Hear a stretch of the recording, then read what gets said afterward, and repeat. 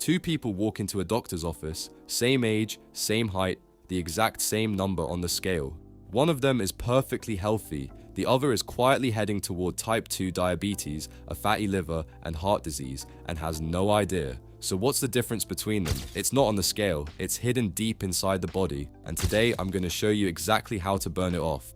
Fast. And stick around, because near the end I'll show you the one thing most people do to lose fat that actually tells their body to hold on to the worst kind. The fat under your skin, the stuff you can pinch, that's subcutaneous fat. Mostly harmless. The real problem is the fat you can't see. It's called visceral fat, and it sits deep in your belly, wrapped around your organs, your liver, your gut, your pancreas. And it doesn't just sit there, it's active. It leaks chemicals that drive inflammation, wreck your blood sugar, and quietly push up your risk of some of the deadliest diseases we know of.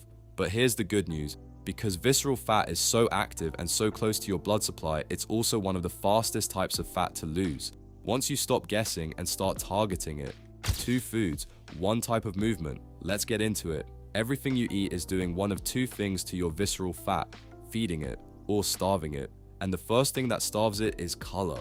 I'm talking about carotenoids, the natural pigments that make carrots orange, tomatoes red, and spinach deep green. These aren't just for looks, they're powerful antioxidants. Visceral fat thrives on inflammation, and carotenoids calm that inflammation down. They actually nudge your body to switch on the genes that burn fat and quiet down the ones that tell you to store it. And this isn't theory. In a controlled clinical trial, people who simply ate more colorful, carotenoid-rich vegetables for 8 weeks saw a real drop in visceral fat. No pills, no powders, just vegetables. So here's your first move. Stop eating beige. Get color onto every plate. Carrots, sweet potato, red peppers, tomatoes, leafy greens. If your meal looks like a rainbow, you're winning. The second one, you drink green tea. Green tea is loaded with compounds called catechins, and they work in 2 ways. First, they gently push your body to burn more fat for energy. Second, they partly block one of the enzymes your gut uses to absorb fat, so a little less of it sticks around. On their own, those are small effects, but green tea also has natural caffeine, and the 2 together work better as a team than either one does alone.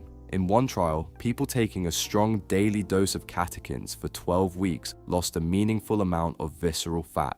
Quick tip, skip the cheap tea bags. Go for matcha or sencha, they pack far more catechins per cup.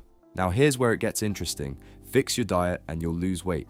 But if you want to strip the fat off your actual organs, exercise is the multiplier. A review of over 100 clinical studies found something most people have completely backwards. Diet controls how much total weight you lose, but exercise has a far stronger effect on burning visceral fat specifically, and you need way less of it than you think. In one study, people did just 2 45-minute cycling sessions a week. In about 2 months, their visceral fat dropped dramatically and their insulin sensitivity climbed right back up. But here's the part nobody warns you about, the part where most people quit.